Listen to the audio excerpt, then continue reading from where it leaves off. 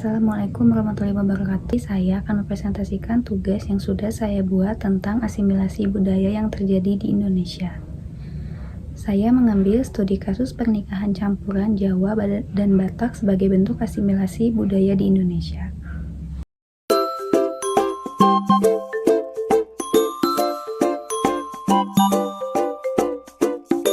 Dalam konteks komunikasi lintas budaya, proses ini menuntut penyesuaian nilai, norma, dan bahasa antar pihak.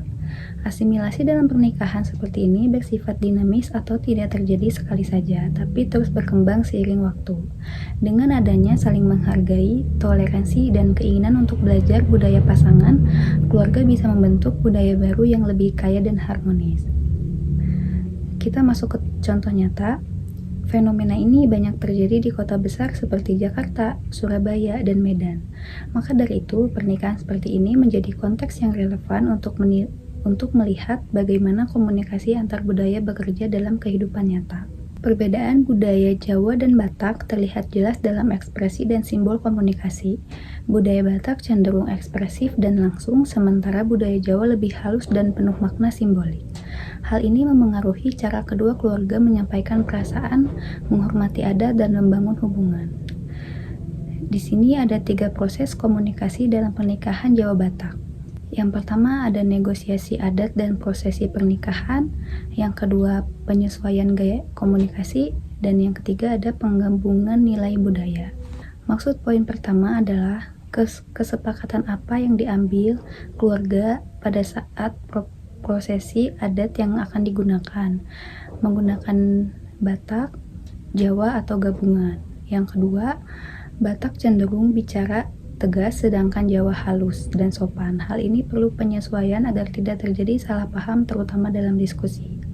Yang ketiga, misalnya anak dikasih marga Batak tapi juga diajarkan tentang tata krama Jawa. Tentu saja ada tantangan yang muncul, yaitu perbedaan nada bicara. Karena orang Batak cenderung bicara dengan nada tinggi sementara orang Jawa lemah lembut, akibatnya banyak orang Jawa termasuk saya mengira orang Batak itu sedang marah ketika ngobrol, padahal itu hanya gaya bicara biasa. Dampaknya adalah, dalam kasus ini, anak yang lahir dari pernikahan tersebut akan mengikuti marga dari ayahnya yang bersuku Batak.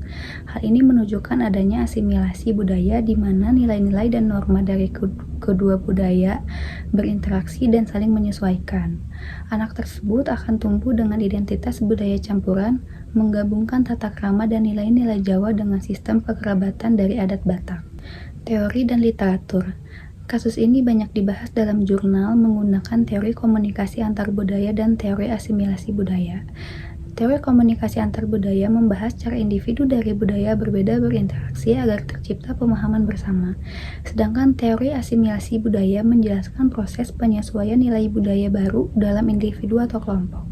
Beberapa studi empiris mendukung penerapan kedua teori ini dalam mengatasi masalah komunikasi dan integrasi budaya.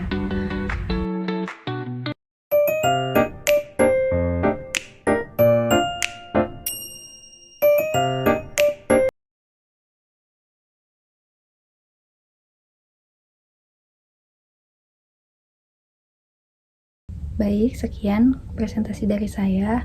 Mohon maaf bila terdapat banyak kesalahan. Wassalamualaikum warahmatullahi wabarakatuh.